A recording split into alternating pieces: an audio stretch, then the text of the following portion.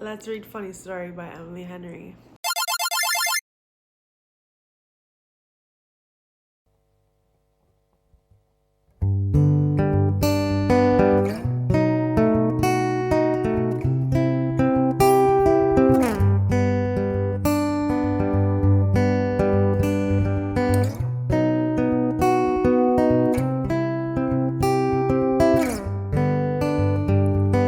Ocean blue, I came home for you, cut my hair.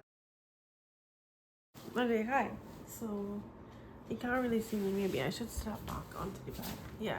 So, I'm in a very random position right now. Ignore it. I thought that right now I've started a reading vlog, and I'm already a little over halfway. I got the hardback. This is the only hardback Emily Henry book that I have. Unfortunately, I'm a paperback person, so I was really sad that this was in hardcover. But nonetheless, I've been loving it. I'm loving both of our main characters. I'm loving the story, loving the romance, loving the writing, basically loving everything about it. I think might be one of those people who thinks that Emily Henry can do absolutely no wrong, and that's okay. I take no criticism for that. If you don't agree, that's fine. I have, however, loved every single book that I finished by her. I never finished People We Meet on Vacation because maybe people were getting in my head about it being bad. I started it, I was probably 25% through, 30% through, and I was just kind of bored. So I never finished it. But everything else I've loved. My two favorites right now are Book Lovers and Happy Place. I love Beach Read as well, but it definitely wasn't my god tier book. And then with Funny Story, I don't know. I'm actually really loving this one. I find myself genuinely giggling and giddy reading this one. So I think as far as rom-coms go, this one is it. I don't think Happy Place was very rom-com. I don't consider Beach Read rom-com too much either. I really did enjoy that book, but it just wasn't up there with the next two. But this one is doing something for me. I am on page 200 exactly, chapter 18. So I think maybe we could finish this today or tomorrow. Okay, so I'm back in Funny Story, and I think I'm gonna finish it today. It's probably around, I don't need to say probably, I could check. My iPad is dead. I think it's probably around 3 o'clock, and I didn't read a lot last night. I ended up just watching Bridgerton and going to sleep. But today I have nothing to do. I have to exercise later, and that's about it. So I thought that I would just lie down, put on some music, and finish Funny Story. So I'm actually really excited. I was really excited last night, but I'm super excited. So I put on the same playlist that I put on last night, and I put it on shuffle. It's so good. I feel like it fits the vibe of the book so well. And last night, I don't remember if I actually got the clip or not, but I was ranting and raving about Petra and, is it Henry?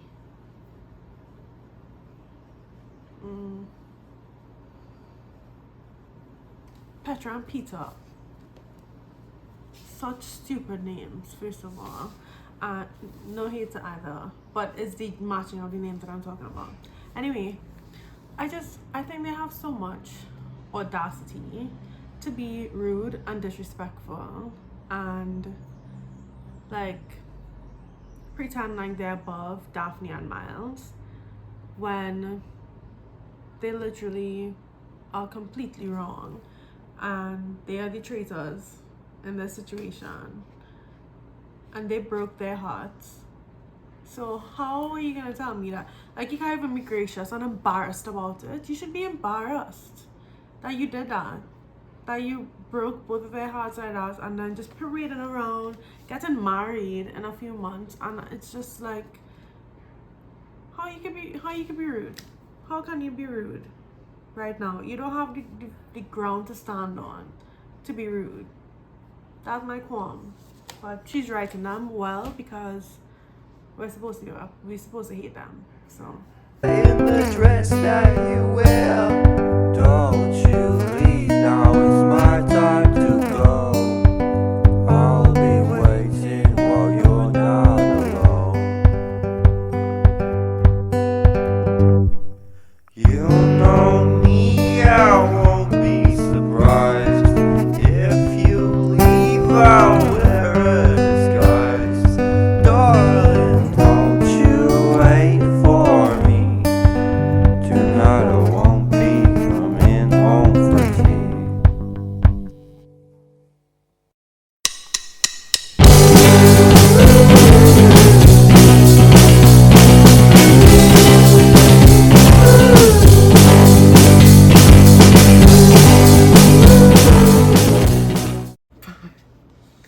okay, but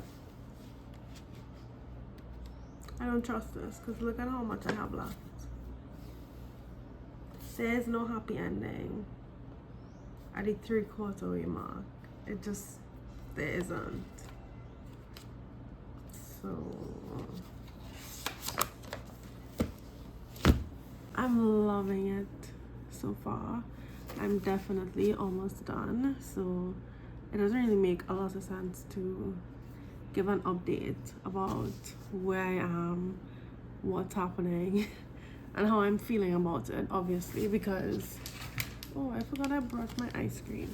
Anyway, yeah, it doesn't really make sense to give an update right now, but I think I'm about to finish it. I probably have around 150 pages left to read, so I think I'll just update when I actually finish reading the book.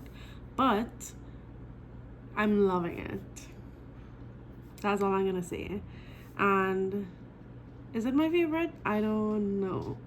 But is it a contender? Definitely. I'm loving this a lot more than I kind of anticipated. So that's my update on Funny Story right now. So I just read the scene where I don't want to spoil anything, so I'm just going to say the scene on the beach, the second scene on the beach, and Ribs by Lorde was playing. I'm not even a Lorde's fan, and that was just the perfect song. That scene, why was I crying? Is this Tilted? I think it was Tilted. Why was I crying? It's not even sad, I'm just so happy for her. I'm so happy for them. I love, yes, but I love them. They deserve everything. It's just so cute. I actually finished it, I want to say 2 weeks ago. Yeah, definitely more than a week ago. And I had some time to think about it. The reading vlog that you're watching right now was originally a part of a separate reading vlog, but that didn't work out. So I decided to make it its own reading vlog because I had the footage and I definitely wanted to sit and talk about Funny Story a little bit in depth, because I realized that it's one of the books that are definitely in my top 3 this year. I absolutely loved it. Spoiler, I did. I loved it. And so I wanted to give it its time and give it a more detailed review on this channel. So this is what we're doing. This is my review of Happy... No, it's not Happy Place. This is my review of Funny Story by Emily Henry. The first thing that I wanted to talk about was the characters. So I found that the characters were extremely well done, so well executed. So they had so much depth, and I think that's something that Emily Henry does masterfully every single time. She makes or she creates characters that feel extremely real. They always have real personalities with real quirks and flaws, and they aren't just words on paper, or at least they don't feel like it, because they're so realistic. I don't know how she does it, but I think what she does is she shows personality more than she writes it. So she won't just info dump and tell us this person's character, but through their perspective sometimes. So for the female main character, Daphne, in this book, we were in her perspective. I don't think it definitely wasn't dual point of view. So we were in her perspective, and because of that, we learned so much about her and the way her brain works, and the reason that she runs away from conflict, or the reason behind some of her traits and flaws. We learn them throughout the book and throughout things that come up and conversations that she has with her friends and Miles. And so I thought that it was definitely, or I think that it is definitely one of her strong suits, writing characters that are so lovable. And the same with Miles. We weren't in his perspective, but we learned so much about who he is based on the scenarios that were presented in the book. So the way that people come up to him and just naturally talk to him and tell him their feelings, because he's not just charming, but he's open and he's a people pleaser. And that's something that we learn a little bit more about throughout the book. And just hearing his conversations with Daphne, but as well as his sister, and just learning about his past. You learn their character more than you're told their character. And I think that's something that Emily Henry always does, and it never goes unnoticed, at least to me, because characterization is one of the most important things I find in a book. If I don't like the characters or I don't care about them, chances are I won't care about the book. And that's definitely a me thing. I think that everybody has a thing that's most important to them. I think for me, it's characters and the plot and the setting. Those three things in that order, I would say. Characters, plot, setting. So the second thing that I wanted to talk about was the plot. I thought that there was something missing, and something that I was really looking forward to. Okay, spoiler alert. So skip to this timestamp if you don't want to hear a spoiler. But I was waiting for the wedding scene. I literally have a note in my notes app saying, give me the wedding right now. I can't wait. One of my favorite things in books, general fiction, women's fiction, romance, anything really, is a wedding. I love a wedding trope. And if you suggest to me that a wedding is going to happen and it doesn't happen, I will be left very disappointed. I was very disappointed when we didn't get the wedding. And not that I wanted them to get married, I don't care. I wanted that wedding so bad, because I feel like the setting of a wedding is just so chaotic and fun, but also could be so romantic. And it could go anyway. And I think that's what I was definitely like waiting for throughout the book. But okay, spoiler's done. But I felt like regardless, she ended up making a really good story, or crafting a really good plot regardless. And I loved Miles showing Daphne around and her personal journey, soul searching and finding herself and finding a community that she loves and that she created, and making a life that was hers. I thought that the way the plot ended up going, I was completely okay with it. I was actually very happy with it. I loved reading more about Daphne and her journey to self-discovery, and finding a community, and I thought that that was really good. So I would say that I wasn't completely in love with the plot because of honestly my own toxic trait, but yeah, I loved it regardless. I thought the plot was really good, always well executed because it's Emily Henry, so I wasn't really shocked by that.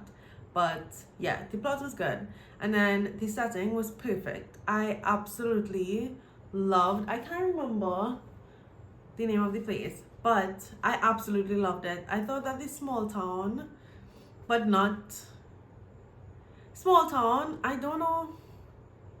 There was something different about it. It wasn't just a small town in that everybody knows each other and stuff. It was small town Miles edition, you know, getting to know the town through him as somebody who just loves people and people love, and you know, also as his job is a bartender, so obviously he is good with people, he could talk to people, and you know, that's his comfort zone. But it's that, I don't know, I loved, it felt like a tour of the town and learning it through the perspective of all of the different vendors that he knows, and you know, all of the connections that he has because people just love Miles. And I just thought that that was so nice. I loved the town. I loved the kind of recurring characters, and I loved what Miles and his connections and his charm was able to ultimately put together for kind of where the story was going at the end, the big event that was happening. And so I don't know, I definitely thought that the setting was one of the strong points of the book. I would say the excuse me, I would say the setting and the characters were definitely the driving force of the story. But in general, it was really, really good. I would say that it's a 5-star for me. I'm not very picky with 5 stars. If I absolutely loved it and I can't stop thinking about it or talking about it, 5 stars. I don't look for perfection. I just look for something that made me feel, and it definitely did. I look for something that I thought was just generally very well crafted, well executed, and this was that. In fake dating, I think I have a love-hate relationship. I could get behind it. I have no problems with it, but it has to be done well. I need the characters to acknowledge their feelings at like the halfway point, 3/4 way point if I'm being generous, but you need at least one of them needs to outwardly acknowledge those feelings to the other person, or else I will get annoyed, because it feels completely unrealistic to me when I've just read 300 pages of people who so obviously are in love with each other, and yes, they know they're acting and whatever, and I understand that doubt could creep in, and you know, because you're acting or playing pretend, it's definitely a confusing thing to then go and acknowledge that, oh yeah, I am kind of in love with this person, and say it to their face when, for all you know, they could be just acting really, really well. I understand. I get the problem. But realistically, and especially, I think in this book, it made so much sense because they were friends. They started off as friends and kind of allies, and they built that trust between each other before any of the fake dating or any of the romantic escapades and, you know, showing her around the town kind of things came up. So I thought that that was really well done. It made sense to me that they acknowledged feelings and stuff, but then to add to the tension and to add to the slow burn, they did nothing about it, or next to nothing about it. They acknowledged it, and then they acknowledged that it's a bad idea, which made sense. I thought that the reason they didn't go any further than that made complete sense. Both of them are fresh out of a breakup and stuff like that, and I thought it was a really good excuse. So I thought she did fake dating really, really well.